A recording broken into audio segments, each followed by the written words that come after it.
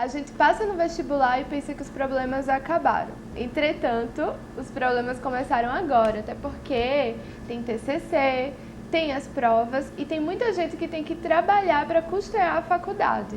E aí o que é que se implica? Sofrimento psíquico, falta de sono e vários problemas desse tipo.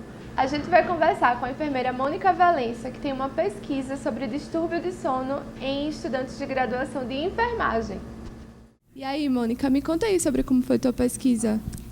Bom, a minha pesquisa foi sobre o padrão do sono dos estudantes, de alguns estudantes aqui de uma instituição particular, privada, tá? E avaliamos como era que estava esse padrão do sono desses estudantes, já que muitas vezes a vida deles acaba sendo sobrecarregada por estudo, trabalhos, que acabou realmente comprometendo a qualidade desse sono desses estudantes, o que a gente conseguiu perceber de forma muito clara na pesquisa. E vocês discutiram muito sobre a questão da rotina, né? A rotina, ela influencia no estado emocional, psíquico do estudante? Influencia diretamente. Porque quando a gente realmente, novamente, a gente pensa na pesquisa, a gente pensa no estudante, ele tem toda uma rotina de estudo, ele tem toda uma sequência que ele precisa estudar, tem que frequentar as aulas. E, assim, muitas vezes, o público que participou da minha pesquisa precisava também custear, muitas vezes, esse estudo. Então, ele precisava trabalhar e estudar. O que acaba tornando, em vez de ser apenas uma rotina, não, ficava duas, porque juntava tanto o estudo quanto o trabalho. E quando a gente pensa em público feminino, aí muitas vezes pode até juntar também trabalho, estudo e mais a obrigação do lar. A jornada tripla, né, que a mulher sofre. Ou quádrupla. Porque aí pode ter marido, filho, casa e tudo mais. Né? E aí ela também precisa de alguns tipos de cuidados especiais com relação ao sono, né? Precisa. Dentre algumas pesquisas que a gente leu antes, assim, até para embasar a nossa pesquisa, o nosso estudo, a gente percebeu que a mulher ela precisa de pelo menos 30 minutos a mais do que o sexo masculino. Tá? Por conta dessa sobrecarga, por conta de toda essa questão que ela também é envolvida, que muitas vezes o homem não é envolvido como ela. Né? Questão de cuidado com os filhos, questão de cuidado com a casa e tudo mais. Agregado a isso, ainda tem trabalho e estudo. E como foram os relatos dos estudantes que responderam ao questionário sobre como era a vida deles, como é que eles percebiam as atividades que eram exigidas na faculdade? Os relatos, eles eram muito abrangentes. Participaram dessa pesquisa, a minha amostra foi de 238 alunos, é uma amostra relativamente expressiva, tá? E aí, assim, apenas 13% dessa amostra apresentava qualidade do sono bom. E mais em torno de 87% apresentavam qualidade do sono ruim, e dentre esses 87%, mais de 20% já estavam com distúrbios do sono. O que é uma coisa muito preocupante quando a gente fala de estudantes de uma graduação, né? Que vai formar futuros profissionais. Por quê? Dentre essa péssima qualidade do sono, ocorre alguns distúrbios que você acaba respingando no seu dia a dia, que é a falta de concentração, que aí você passa também por uma sonolência excessiva diurna, que você também tem uma irritabilidade muito maior, e fora outros problemas que também podem estar envolvidos, como a diabetes, que acaba realmente predispondo um pouco mais, porque é durante o sono que a gente consegue organizar e reestruturar toda essa parte de secreção de hormônios e tudo mais, e também quem dorme mal, já estudos comprovam que também tem uma predisposição maior também a ter uma hipertensão arterial. E a gente percebe que a ansiedade, ela também é um fator que... E aí que eu queria até saber, ela é um fator que causa o distúrbio de sono, ou ela é uma consequência dessas rotinas, enfim? É uma consequência. Acaba sendo uma consequência.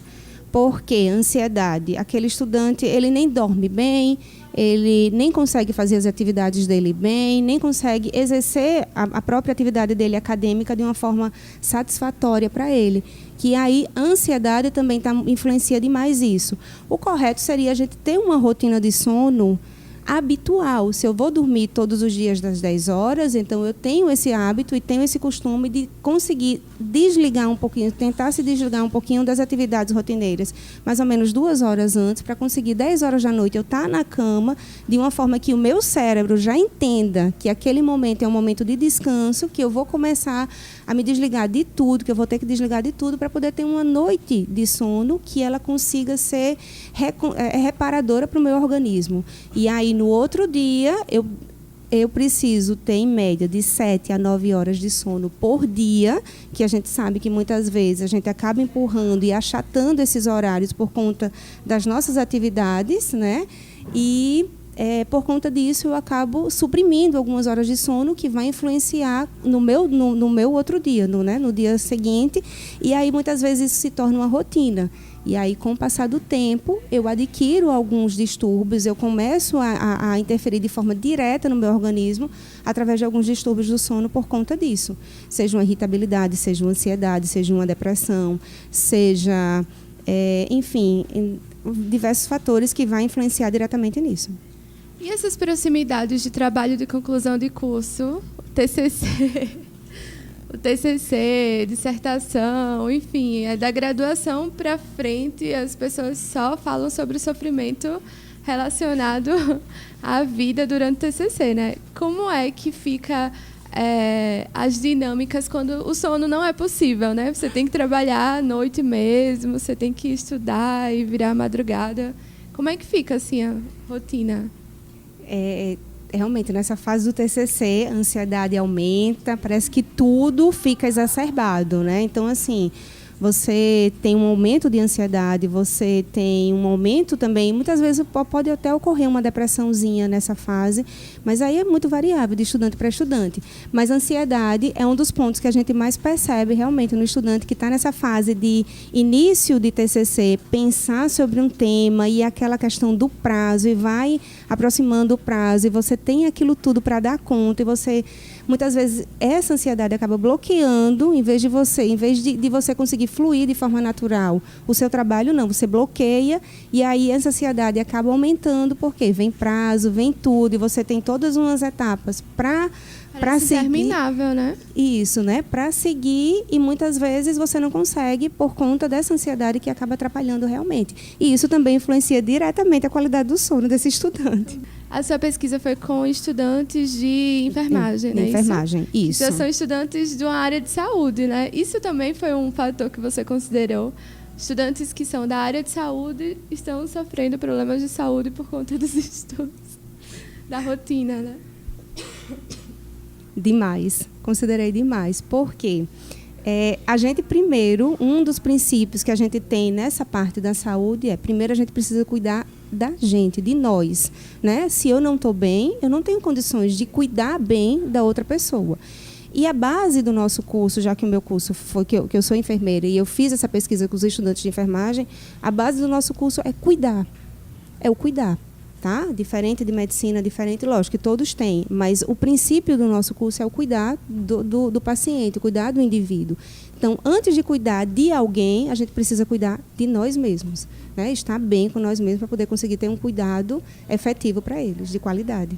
Joia, obrigada, Mônica.